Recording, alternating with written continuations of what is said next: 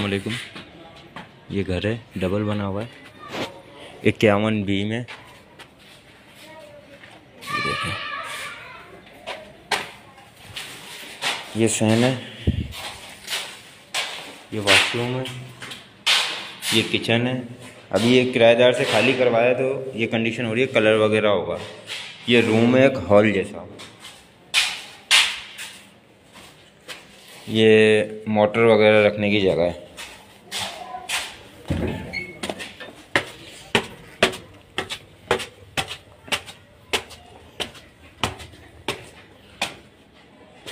ये ऊपर का फैन आ गया, ये वॉशरूम आ गया, ये किचन आ गया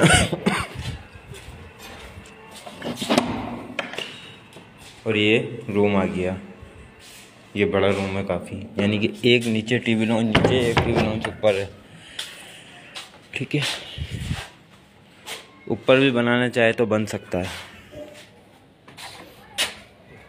लीज मकान है, लेकिन पावर होगा, बड़े प्लाट की कटिंग है।